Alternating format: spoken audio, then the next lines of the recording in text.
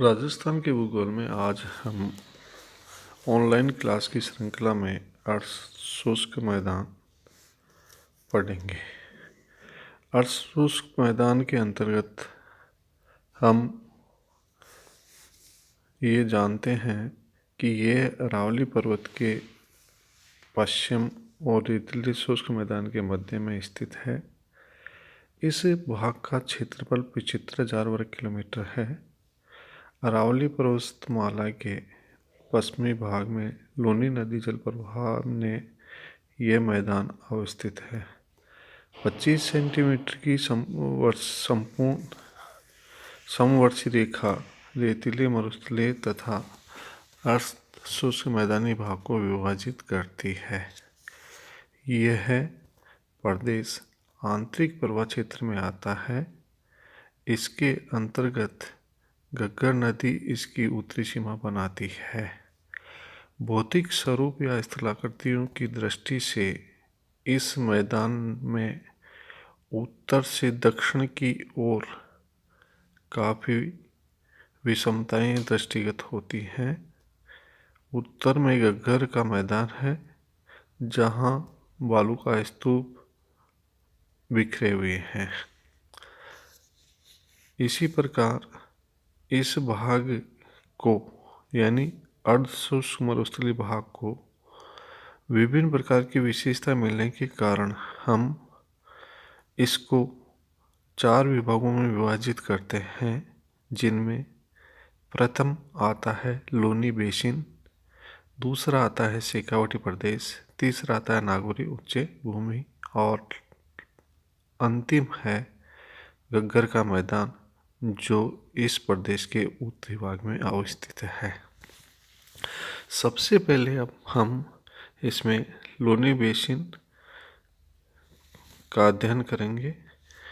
Luni basin यह प्रदेश संपूर्ण पश्चिमी राजस्थान की प्रमुख नदी लूनी और उसकी सहायक नदियों द्वारा निर्मित एक अफवाह प्रदेश है। अफवाह से मतलब यह होता है कि इस भाग में लूनी और उसकी सहायक नदियों के द्वारा जो पानी बहकर आता है उस संपूर्ण क्षेत्र को सम्मिलित करते हैं। लूनी नदी अजमेर की दक्षिणी पश्चिमी अरावली श्रेणी में स्थित नागपहाड़ी से निकलकर दक्षिण पश्चिम की ओर प्रवाहित होती है, जिसमें कई छोटी छोटी नदियां आकर अरावली के उत्तरी पश्चिमी ढाल पर बहते हुए उसके बाएं किनारे पर मिल जाती हैं। लूनी और इसकी सहायक नदियां जोधपुर के दक्षिणी पूर्वी भाग, पाली, जालोर, सिरोही आदि जिलों से होकर बहती हैं। इस भाग को लूनी के बाएं भाग से जाना जाता है। लूनी का अन्य भाग जालोर पट्टी के नाम से प्रसिद्ध है। ये गोडवार के नाम से भी जाना जाता है। लूनी के अंतर्गत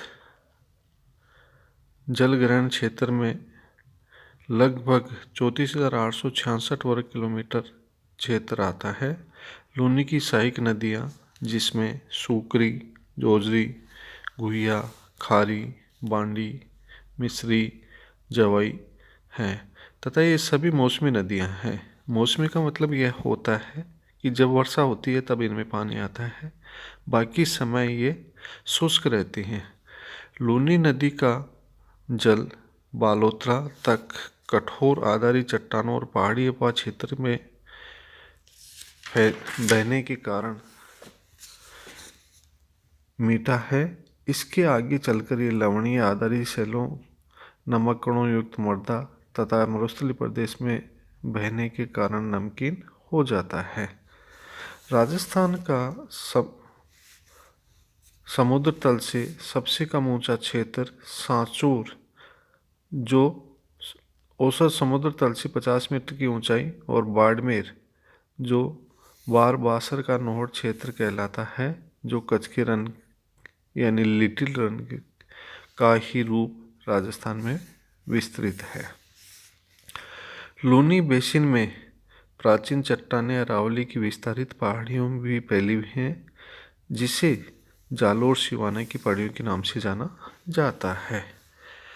अरावली के मैदान में कांप मृदा और भूमिगत जल स्तर सतह के निकट है, जिससे सिंचाई सुविधा प्राप्त होती है, किंतु आगे पश्चिम की ओर जाने पर मरुस्थलीय रेतीली मिट्टियाँ विस्तार प्रारंभ हो जाता है और जल स्तर भी गहरा हो जाता है। जल खारा निकलने की संभावना अधिक रहती है। पचपदरा, कपारना आदि खारे पानी के गर्त हैं। पुरातन कांपी मैदानी लूनी के अलावा बांडी, गुहिया, जोजरी, जवाई अपा क्षेत्र में पाए जाते हैं। लूनी बेसिन को प्रमुख कृत्रिम झीलें, जिसमें आना सागर, फतेह सागर, जसवंत सागर, सरदार सागर, हेमदास आदि हैं। इसी का अर्ध शुष्क मैदानी प्रदेश का दूसरा भाग आता है, जिसका नाम है आंतरिक जल प्रवाह क्षेत्र अथवा शेखावटी प्रदेश।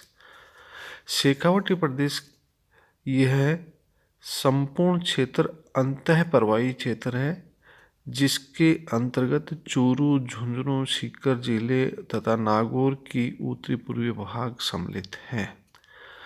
अंतः प्रवाही का मतलब यह होता है कि इस संपूर्ण क्षेत्र का जल आगे चलकर इसी क्षेत्र में समाप्त भूमिगत सतह के नीचे जाकर समाप्त हो जाता है। लूनी बेसिन के उत्तर में अरावली के सारे राजस्थान की उत्तरी पूर्वी सीमा तक यह प्रदेश विस्तृत है। उत्तरी सीमा गग्गर मैदान, पश्चिमी सीमा 25 सेंटीमीटर की समवर्षी रेखा निर्धारित करती है। बलुई मिट्टी, कम वर्षा, स्तूपों की दीवार आदि के कारण ये संपूर्ण प्रदेश आंतरिक जलवायु प्रवाह क्षेत्र के अंतर्गत आता है। सांबर झील आंतरिक जल प्रवाह का उदाहरण है, जिसमें मेंढा, रूपनगर व खारी नदियाँ मिलती हैं।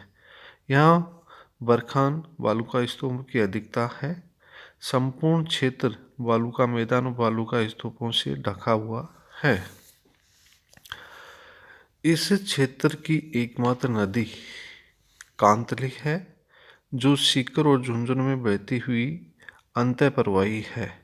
कांतली नदी के बेसिन को तोरावटी बेसिन भी कहा जाता है। तोरावटी पहाड़ियाँ साबी और बाणगंगा नदी के पश्चिम में स्थित है।